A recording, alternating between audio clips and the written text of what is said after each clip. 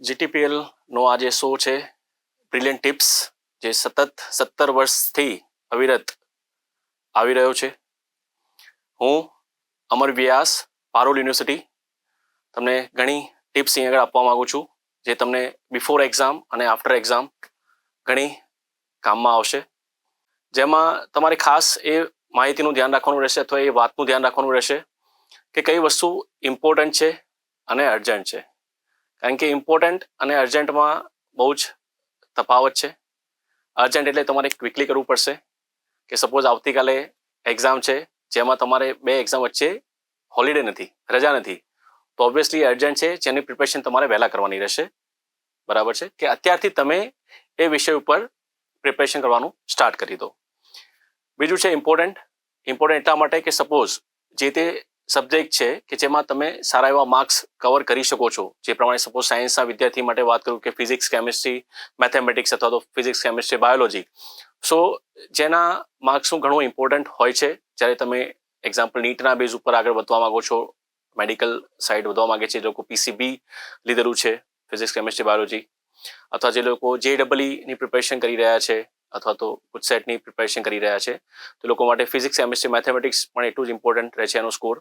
તો એ ઇમ્પોર્ટન્ટને સમજીને તમારે અકોર્ડિંગલી પ્રિપેરેશન કરવાની રહેશે કે સપોઝ એમાં એ એક્ઝામના આગલા દિવસે હોલિડે છે કે નથી. સો આ વિષય, આ બાબત ઉપર આપણે ધ્યાન આપીશું. એના સિવાય એવી વસ્તુઓ તમે વાંચો અથવા તો રીડ કરો, પ્રિપેરેશન કરો કે જેનાથી તમને એ જે તે વસ્તુ વાંચેલી જે છે એ તમારા માટે જ્ઞાન અથવા તો એનું એક સારું પરિણામ તમને આપી શકે, કે તમને નોલેજ પણ મળે એ વાંચ્યા પછી અને એનું સારું પરિણામ પણ મળી શકે તમને. સો એ બાબતનું આપણે ખાસ ધ્યાન રાખીશું કે આપણે જે સપોઝ મોબાઈલમાં યુટ્યુબ છે કે તમે વાત કરો અત્યારે કે જે લોકો ઇન્સ્ટામાં કદાચ કોઈ ફોલોઅર્સને ફોલો કરતા હશે, તો એ જે ટિપ્સ આપણા કામની નથી એને અત્યારે આપણે ઇગ્નોર કરીશું અને આપણું જે સબ્જેક્ટ છે એની ઉપર આપણે વધારે ફોકસ કરીશું કે જે આપણને એક્ઝામમાં સારા પર્સન્ટેજ, સારા માર્ક્સ લાવવામાં સપોર્ટ કરે, હેલ્પ કરે. આની સાથે સાથે એક વાત બીજી કહીશ કે જે પણ એન્ટ્રન્સ એક્ઝામ વગેરે આવતી હોય છે, કે સપોઝ તમે અત્યારે 12th એક્ઝામ્પલ સાયન્સમાં છો કે કોમર્સમાં છો કે આર્ટ્સમાં છો, લિબરલ આર્ટ્સમાં, સો એમાં જે તો એક્ઝામ જે તમે આપી ચૂક્યા છો અથવા તો આપવાના છો, તો એની જે એક્ઝામની ફોર્મ ભરવાની ડેટ છે એ જતી ના રહે એના માટે પણ તમે વાલીઓને પણ અહીં આગળ વાત કરું અને વિદ્યાર્થીઓ મિત્રોને પણ વાત કરું કે ડેટ ઉપર ખાસ ધ્યાન રાખજો કે સપોઝ તમારે ડિઝાઇનિંગ કોર્સમાં આગળ વધવું છે તો ડિઝાઇનિંગની જે પણ NID, NIFTની એન્ટ્રન્સ એક્ઝામ છે તો એના ઉપર તમે ફોકસ કરજો કે એની એક્ઝામની ડેટ જતી ના રહે. કારણ કે એક્ઝામ જે પણ એન્ટ્રન્સ એક્ઝામ છે એ આપણી બહુ જ મહત્વની છે, જરૂરી છે. તમારે ક્યાંય પણ પેન ઇન્ડિયા કે પેન લાઈક ગુજરાતમાં પણ તમારે ઇવન એડમિશન લેવું છે તો પણ. અને સાથે સાથે તમે JEE ગુજસેટની એક્ઝામ આપો, સપોઝ તમારે એન્જિનિયરિંગ સાઇડ અથવા ફાર્મસી સાઇડ આગળ વધવું છે અથવા તમારે મેડિકલ સાઇડ આગળ વધવું છે, તો નીટની એક્ઝામની જે પણ ડેડલાઇન છે એના ઉપર પણ તમે ફોકસ કરો. સાથે સાથે ક્લેટની એક્ઝામ, કે સપોઝ એ લોકોને લો સાઇડ આગળ વધવું છે તો ક્લેટની એક્ઝામ, એન્ટ્રન્સ એક્ઝામ આપવી પણ જરૂરી છે. એની સાથે સાથે કદાચ કોઈ સ્ટુડન્ટ એવું છે કે સપોઝ તમારે એક્ઝામ્પલ આગળ CA કરવું છે, CS કરવું છે, ICWA કરવું છે, કોઈ પણ એક ચાર્ટર કોર્સ કરવો છે કોમર્સના વિદ્યાર્થીઓ માટે, તો અકોર્ડિંગલી તમારે એના માટે પણ લાઈક જ્યારે પણ એક્ઝામ પૂરી થઈ જાય છે તો એ બાબતે પણ તમારે વિચારવાનું રહેશે કે તમારે વેકેશન ટાઈમથી જ જે તે ક્લાસીસ જોઈન કરવા છે અથવા તો કોર્સ જોઈન કરવો છે, તો એના વિશે પણ માહિતી તમે એક્ઝામ પૂરી થયા પછી તરત જ પ્રયત્ન ચાલુ કરો કે ક્યાં આગળ હું હવે ક્લાસ વગેરે જોઈન કરીશ. તો આ બધી વસ્તુઓ બહુ જ જરૂરી છે જે તમને ફ્યુચરમાં હેલ્પફુલ થશે. અને બીજી એક વાત કરું કે જે પ્રમાણે અત્યારે ChatGPT જે નવું કદાચ આવ્યું હતું અને સાથે સાથે અત્યારે તમને ખ્યાલ હશે કે DeepSeek જે અત્યારે ચાઇનાની એક એપ છે કે જે પણ અત્યારે માર્કેટમાં આવી ગઈ છે, બરાબર છે, અથવા આવવાની છે એવું કહી શકાય આપણે, બરાબર. તો જે લોકો વિદ્યાર્થીઓ અત્યારે 10th અથવા 12th સ્ટાન્ડર્ડમાં 2025માં એ લોકોની બોર્ડની એક્ઝામ આપવા જઈ રહ્યા છે, તો તમે ફ્યુચરનું પણ થોડું વિચારો કે કયો કોર્સ તમને આગળ કામમાં આવશે, હેલ્પફુલ થશે. કે સપોઝ 2025માં 10thના સ્ટુડન્ટ એક્ઝામ્પલ આપી રહ્યા છે બોર્ડની એક્ઝામ, તો લોકોની 2027માં 12thની બોર્ડની એક્ઝામ આવશે. એ જ પ્રમાણે એ લોકોનું ગ્રેજ્યુએશન એના 4 વર્ષ પછી પૂરું થશે, તો 2031માં, બરાબર છે. સો એ જ પ્રમાણે 12થના મિત્રો, તો 2031નું ગુજરાત કેવું હશે, ભારત કેવું હશે, ત્યારે કેટલું ડેવલપમેન્ટ થઈ ગયું હશે, સ્કિલ મેન પાવરની કેવી રિક્વાયરમેન્ટ હશે. સો અકોર્ડિંગલી આપણે એ 12th પછીનો જે પણ કોર્સ ગ્રેજ્યુએશન ચૂઝ કરીશું, સો એ બાબતની પણ આપણે ધ્યાન રાખીએ કે પર્સન્ટેજ અકોર્ડિંગલી લઈએ તો આપણે અકોર્ડિંગલી યુનિવર્સિટીઝમાં એડમિશન અથવા ઇન્સ્ટિટ્યૂટમાં એડમિશન લઈ શકીએ આપણા પર્સન્ટેજના બેઝ ઉપર. સો આ બધી વસ્તુઓ બહુ જ મેટર કરે છે. આની સાથે સાથે ઓબ્વિયસલી ટ્રાફિક જે પ્રમાણે અત્યારે છે આપણા અમદાવાદની વાત કરું કે ગુજરાતની વાત કરું, સો જે તે બોર્ડનું એક્ઝામ સેન્ટર તમારા સપોઝ ઘરથી નજીક છે અથવા તો દૂર છે તો ટ્રાય કરો કે એના આગલા દિવસે તમે બોર્ડનું એક્ઝામ સેન્ટર જોઈ આવો, બરાબર છે, કારણ કે એ બહુ જ જરૂરી છે કે ટાઈમથી તમે એક્ઝામ સેન્ટર ઉપર પહોંચો, બરાબર. સો આ બાબતથી આપણે ખાસ ધ્યાન રાખીશું. વાલીઓ અને વિદ્યાર્થી મિત્રો બધાને હું આ વસ્તુ કહું છું કે એક્ઝામ સેન્ટર તમે ખાસ કરીને જોઈ આવો, કે જ્યાં કાંઈ તમે સેમ ડે જશો તો કદાચ એ સેન્ટર ઉપર એક્ઝામ નથી, બીજા સેન્ટર ઉપર છે, કદાચ સેમ સ્કૂલનું નામ છે, બરાબર, સેમ એરિયામાં છે, એવું બધી વસ્તુ પણ થતી હોય છે, બરાબર. તો આ બધી વસ્તુનું આપણે ખાસ ધ્યાન રાખીશું. આની સાથે સાથે ઓબ્વિયસલી રાતના ઉજાગરા ખાસ કરીને પ્લીઝ બંધ કરી દેજો, કારણ કે દિવસ દરમિયાન તમારી બોર્ડની એક્ઝામ છે એ ડેમાં છે તો તમારે ત્યારે જોખું આવી જશે અથવા તો એક્ઝામ તમારી જે છે, બરાબર છે, એ કદાચ ઓબ્વિયસલી શું કદાચ જોખું આવી ગયું તો 5-10 મિનિટ આપણી બગડી, તો ટાઈમ ઇઝ વેરી ઇમ્પોર્ટન્ટ, બરાબર. સો ટાઈમ જે છે એ ટાઈમ મેનેજમેન્ટ એના ઉપર તમારે ખાસ ફોકસ કરવાનું રહેશે, કારણ કે આ વસ્તુ પણ બહુ જ જરૂરી છે.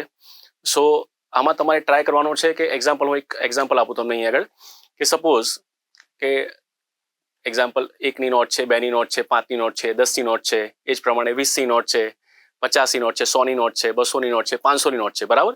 સો આ જે આપણે કરન્સી છે એ જ પ્રમાણે તમારા જે તે પેપર છે, સબ્જેક્ટ છે, એના માર્ક્સ છે.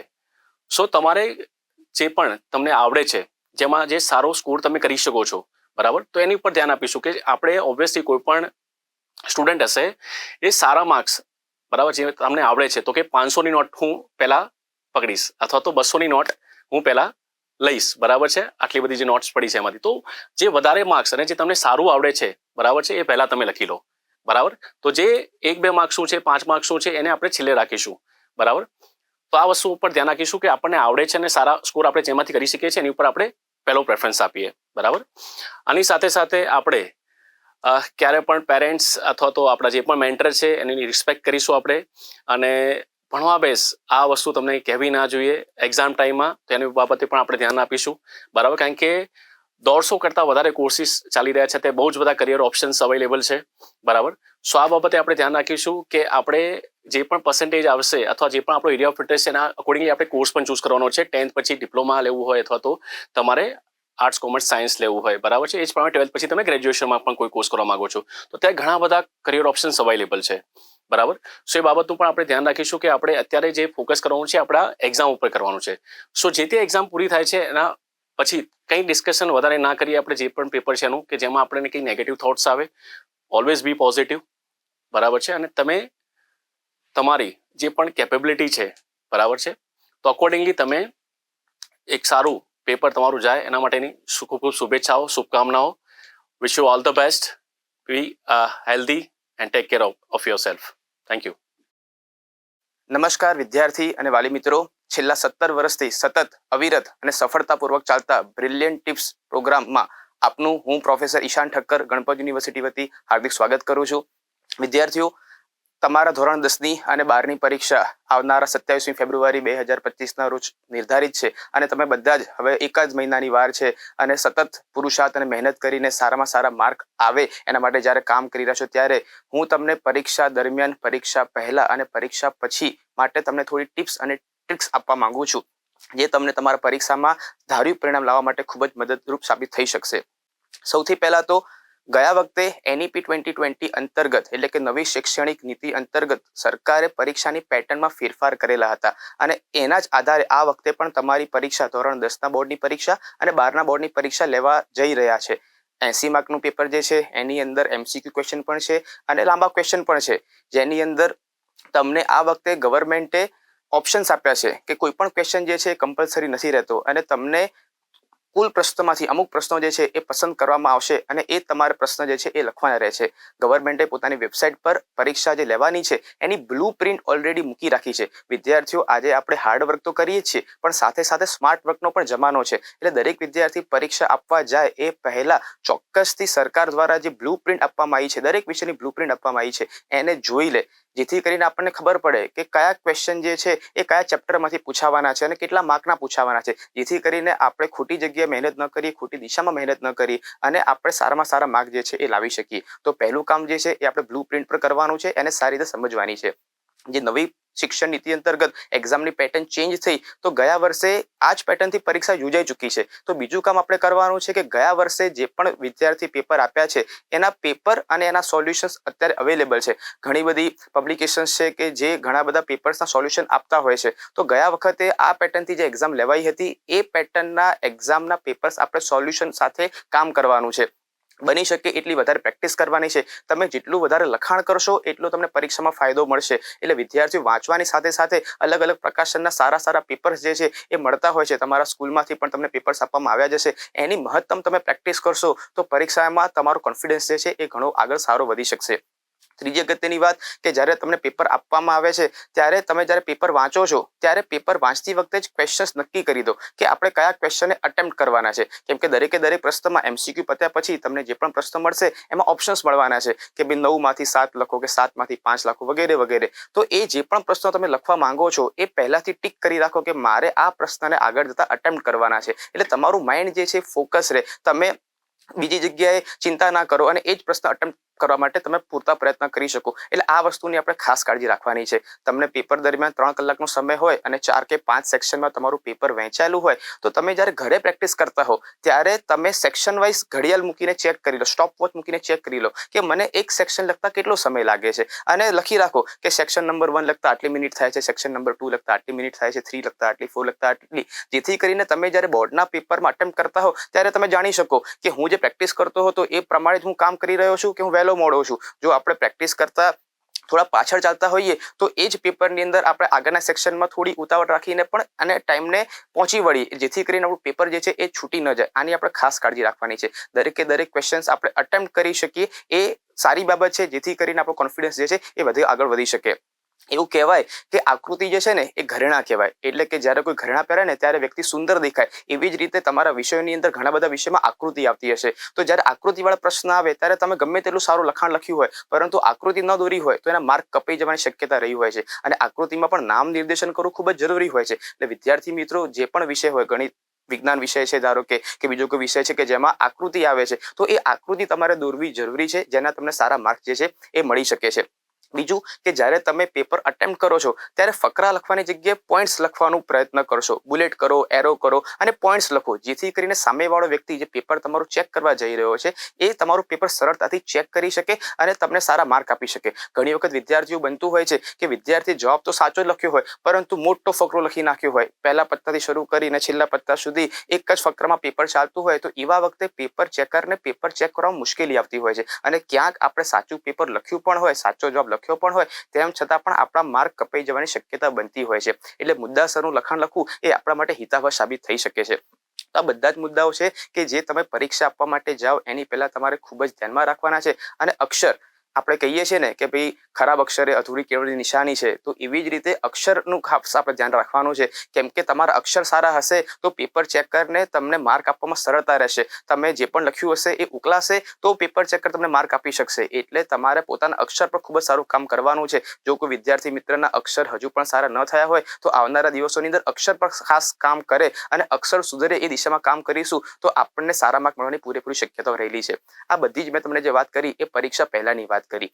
હવે મારે પરીક્ષાના 1-2 દિવસ પહેલાની જે તમારી મનોસ્થિતિ હોય છે એના પર ચર્ચા કરવી છે. વિદ્યાર્થીઓ આજે ડિજિટલ યુગમાં આપણે બધા જીવીએ છીએ. દરેક વિદ્યાર્થી અને વાલી જે છે એ સોશિયલ મીડિયા વાપરે છે. આ દરેક સોશિયલ મીડિયા પ્લેટફોર્મ પર પરીક્ષાના 1 કે 2 દિવસ પહેલા ઘણા બધા વાયરલ મેસેજીસ આવવાના શરૂ થઈ જતા હોય છે. ઘણી વખત એવું બને કે એક કાગળ ફરતું થઈ જાય, એની ઉપર કોઈ નામ ન લખ્યું હોય અને એવું લખી દીધું હોય કે most IMP question for examination. એટલે આપણે શું કરીએ, આપણે આખા વર્ષની મહેનતને સાઈડમાં મૂકી દઈએ અને એક પત્તા પર વિશ્વાસ માની અને એક પત્તું તૈયાર કરવા માટે બેસી જઈએ. વિદ્યાર્થીઓ ના કરશો.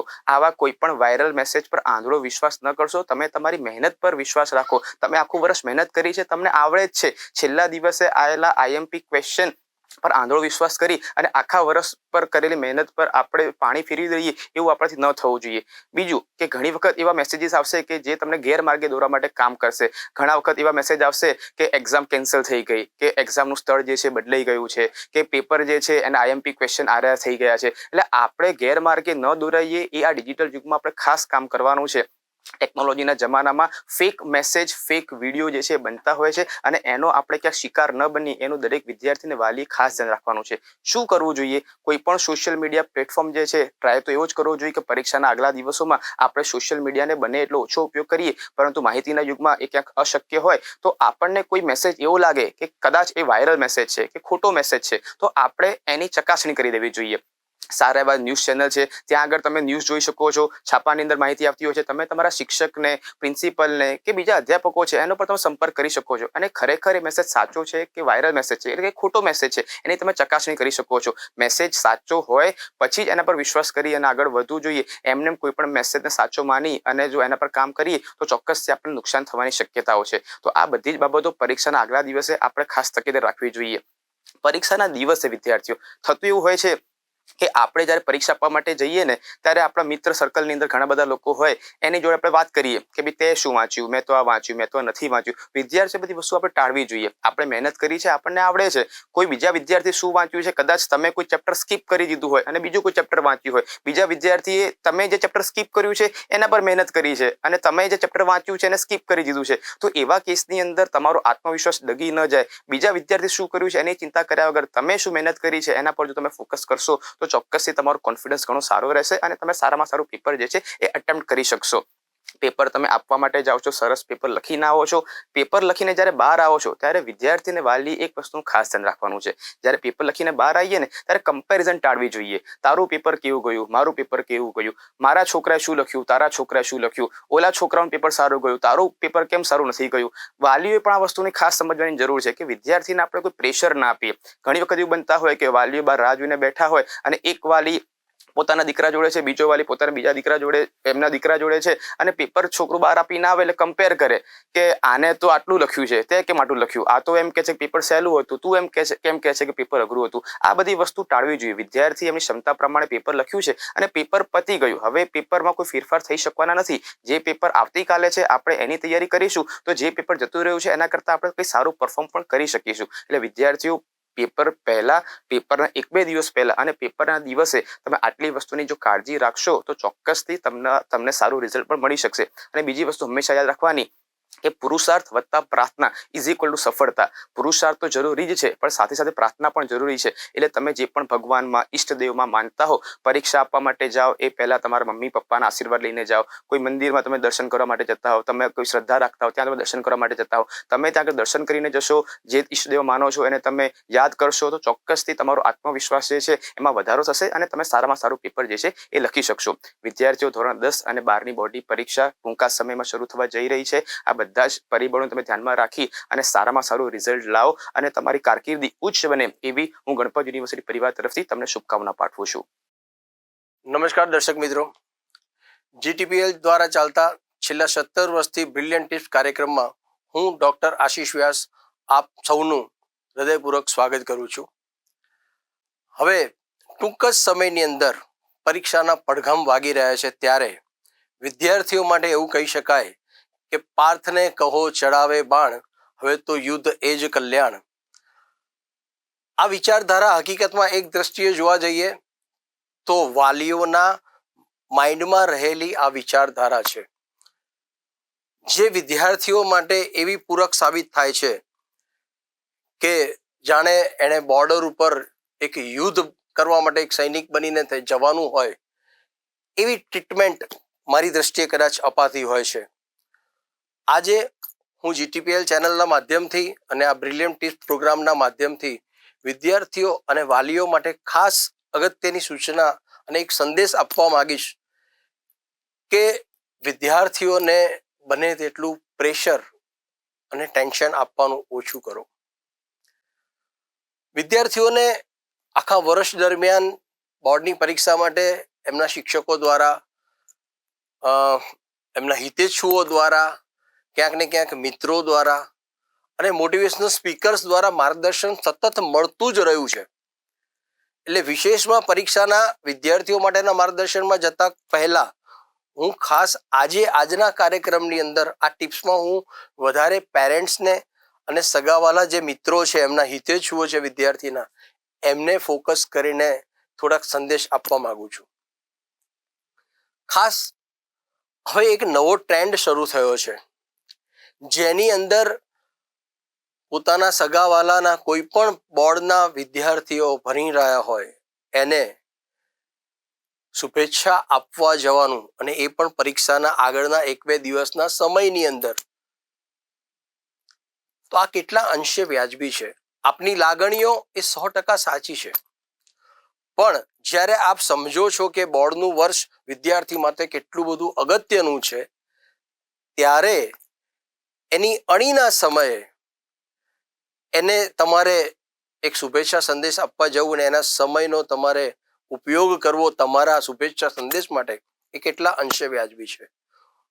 આજે હું એક જ સંદેશ આપીશ કે તમારા શુભેચ્છા સંદેશો છે એ તમે ડાયરેક્ટ એના પેરેન્ટ્સને ફોન દ્વારા આપો, નહીં કે ઘરે જઈને આપવાનો પ્રયત્ન કરો.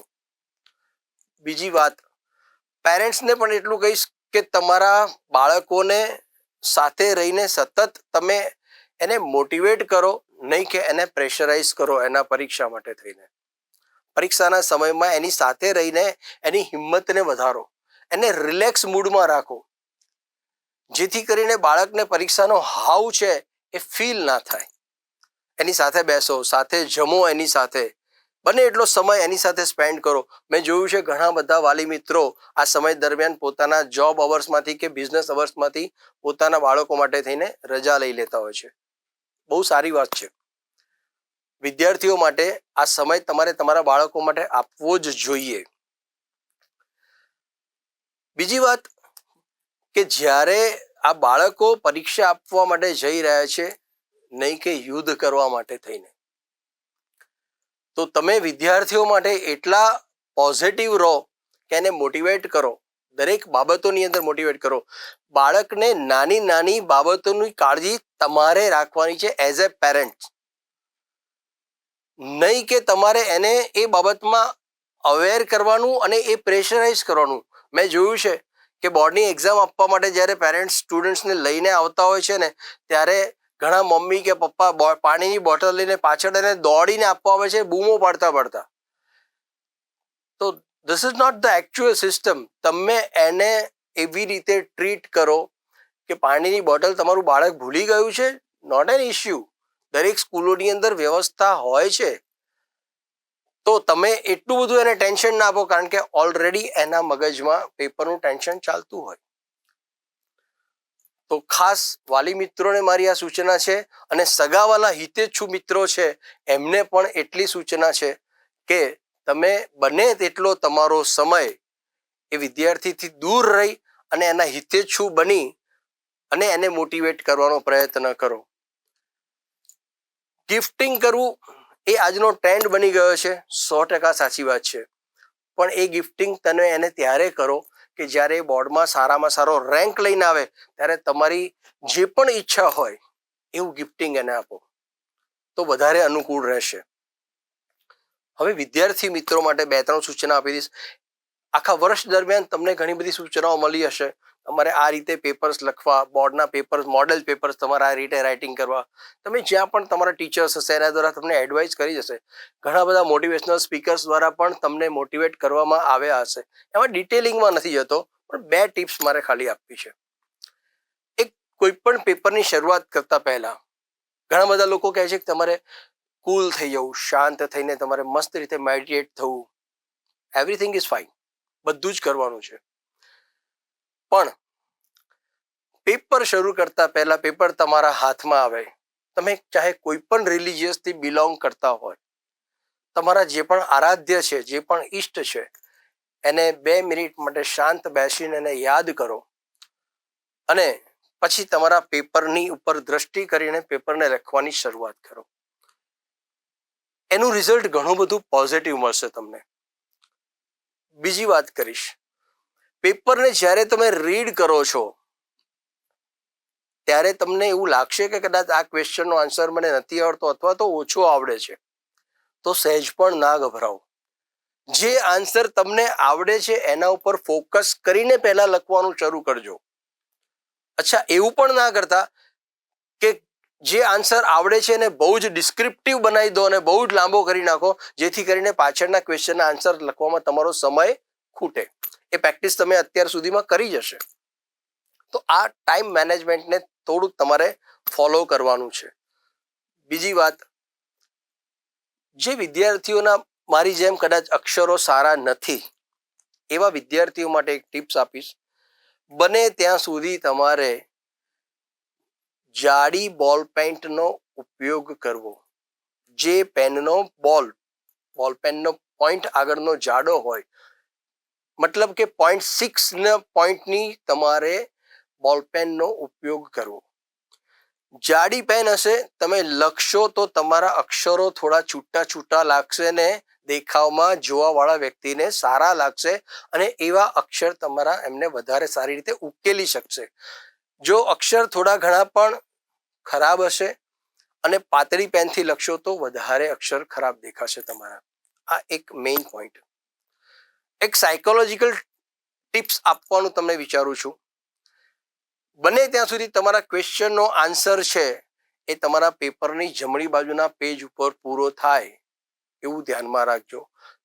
આ સાયકોલોજીકલ એક્સરસાઇઝ છે, એનો બેનિફિટ તમને મળશે.